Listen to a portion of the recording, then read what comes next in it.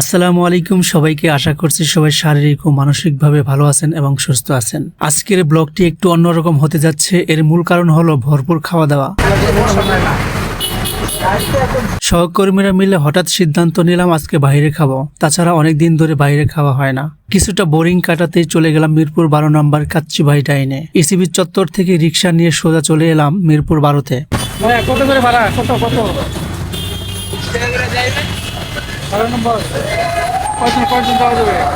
রাতের বেলা ঢাকা শহরে রিক্সায় ঘুরতে বেশ ভালো লাগে। প্রিয় মানুষ সাথে থাকলে বিষয়টা আরো অন্যরকম হয়। রাতের বেলা ঢাকা শহরে কিন্তু মোবাইল মানিব্যাগ খুবই সাবধানে রাখতে হবে, যে কোনো সময় কেল্লাফতে হয়ে যেতে পারে। আমি মোবাইল দিয়ে ভিডিও করছি আর আমার সঙ্গীরা বারবার আমাকে সতর্ক করে দিচ্ছে। খেয়াল করে দেখলাম রাস্তাটা বেশ অন্ধকার আগের চেয়ে। মনে হলো এখন তো বিদ্যুৎ সাশ্রয়ের জন্য রাস্তার ল্যাম্পপোস্ট গুলো বন্ধ রাখা হয়।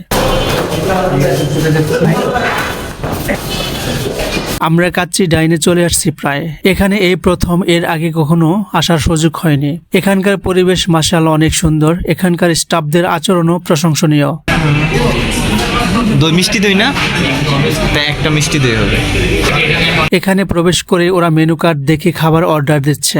এদিকে আমি ওয়াশরুমে গিয়ে ভালোভাবে হাত ধুয়ে নিচ্ছি।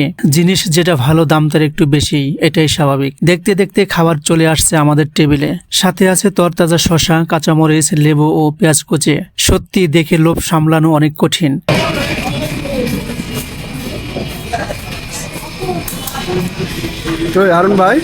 সাথে আরো ছিল বোরহানি ও দই। খাবার শেষে আরো একটি মজার জিনিস আমার হাতে দেখতে পাচ্ছেন, সুস্বাদু সস মশলা। এটু বেশ চমৎকার খেতে। 3 তলার এই কাচ্চি ভাইয়ের হোটেল থেকে মিরপুর 12 নম্বরে বাস টার্মিনালের পুরো ভিউ দেখা যায়। রাতের বেলা তো তাই ভিউটা একটু বেশি সুন্দর লাগছে। যাই হোক, ভরপুর কাচ্চি খাওয়া শেষে সবাই মিলে রং চা খেয়ে বাসায় চলে এলাম। আজকের ভিডিও এই পর্যন্তই। দেখা হতে পারে অন্য কোনো ভিডিওতে। আল্লাহ হাফেজ।